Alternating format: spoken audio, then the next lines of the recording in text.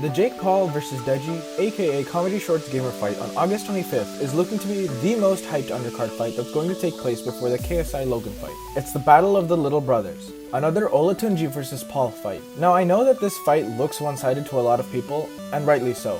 Many of Deji's fans know him to be a funny guy who doesn't get into any real drama, someone who isn't much of a fighter, and someone who's probably never even been in a fight before.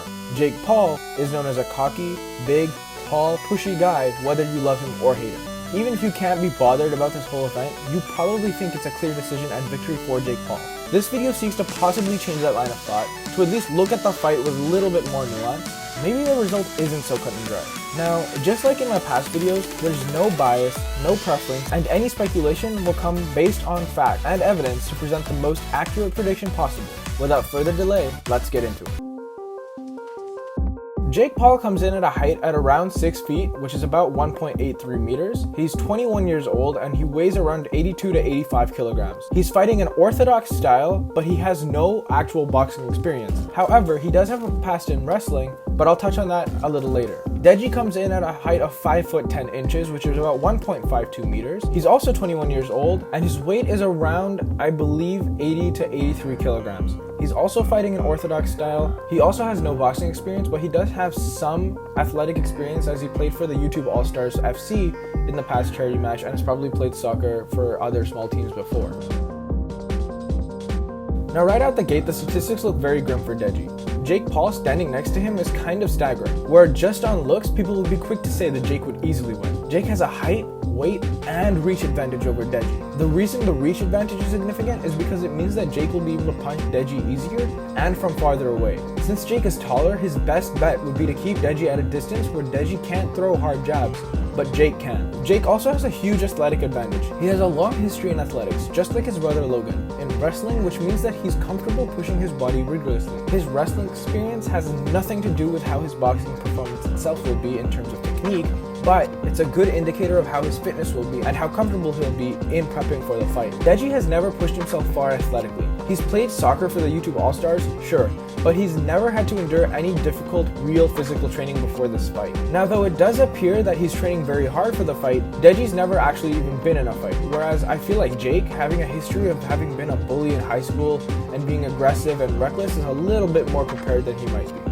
Before KSI fought Joe Weller, KSI had never trained before either, whereas Joe had a long athletic history. Despite this, KSI won through just his hard work. Deji can potentially do the same and put in the work, but it's very important to highlight the fact that Jake Paul is not Joe Weller and will be much tougher. The next aspect to look at is cardio. Which of the two fighters will be able to last longer without running out of gas in the tank? I think it's highly likely that Jake's cardio will be better because of his past athletic history. Deji gets very tired relatively quickly, as we've seen from his own practice and sparring matches, so his stamina and cardio definitely aren't perfect. Deji was training with Vidal Riley, KSI's trainer, but now he's training at Vic's boxing gym. At the start, of course, he was very bad, but that's just to be expected. Everyone starts somewhere, but now he looks like he knows what he's doing. At least the basics, he's got them down. It's possible at times Deji was trolling in his videos, or maybe he actually was just bad. On Vidal's Instagram stories, there were some clips of Deji's training and he's honestly looking quite good. So credit where credit's due, Deji's boxing skills overall do look like they're quite good, especially for a beginner level boxer. Deji's been training very hard, allegedly to the point where he's actually passed out because of it.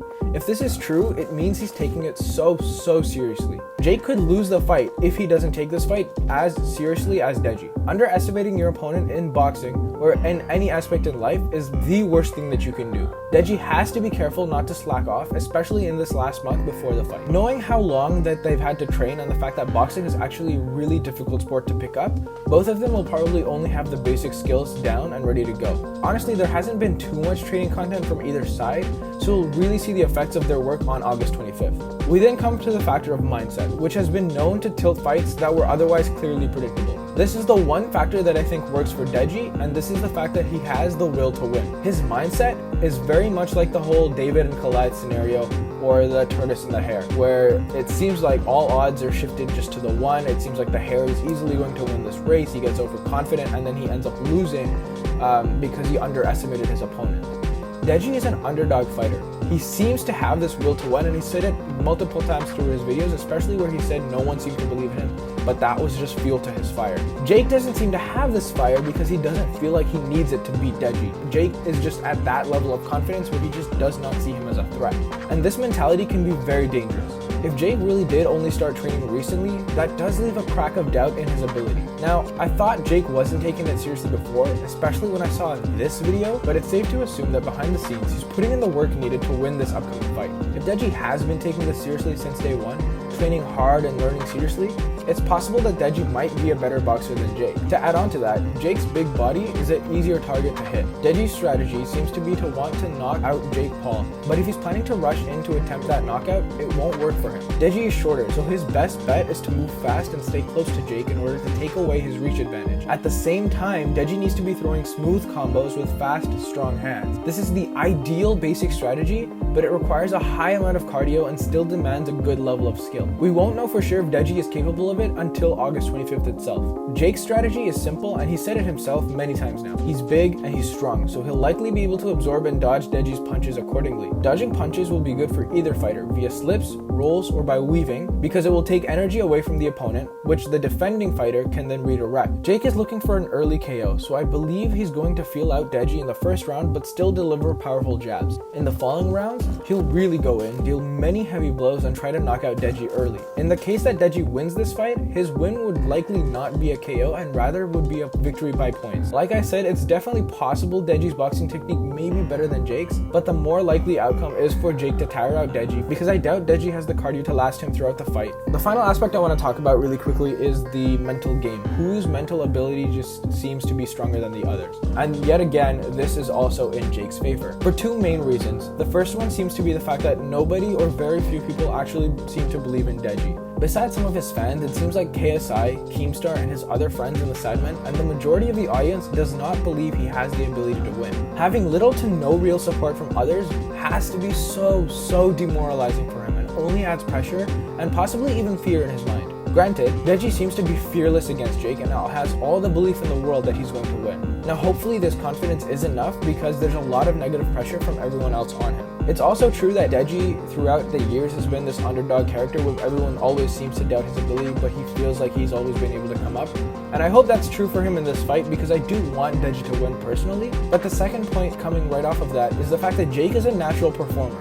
Despite thousands of people who want to see Jake Paul, myself included, get beaten up, they seem to know that he's probably going to win. Jake handled both press conferences very easily, very comfortably, jiving very well with the audiences, even if he was getting booed or yelled at or getting shit thrown at him. He didn't let it get to him, and he was able to maintain his composure. In the face-to-face video, Jake handled himself much better than Deji in my opinion. It is far more intimidating sometimes when a person remains calm and composed, and with Deji yelling and laughing so loudly, comparatively to Jake, who is very quiet and calm, it made him seem a little childish. Jake looks entirely unfazed, and I don't think Deji's in his head. It can be argued it's the opposite way around, honestly, with Jake possibly being there in the back of Deji's head.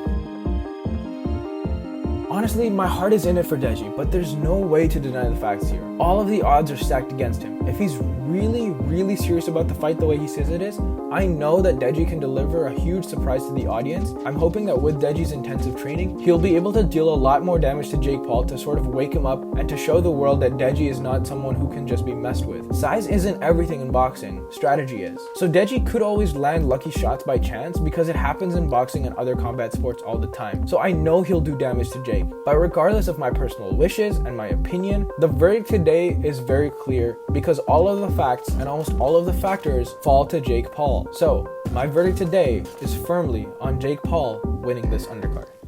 Thank you all so much for watching. I hope you enjoyed listening to my predictions about the Deji and Jake Paul fight. Let me know in the comments below who you think is going to win the fight, whether it's Jake Paul, whether it's Deji. I always like to hear a good conversation, so let me know down below. If you haven't seen my Logan Paul KSI prediction, that video is right there. If you enjoyed this video, I highly recommend you go check that out as well. Follow me on my social media. I'm always posting behind the scenes stuff there, always exciting, cool, fun stuff, new content for you, even when I'm not posting on YouTube. And as always, if you like what you saw, like, comment, and subscribe to my channel. Make sure to turn on your post notifications so you never miss a video when I upload. And as always, there's more content coming soon. I'll see you in the next one, and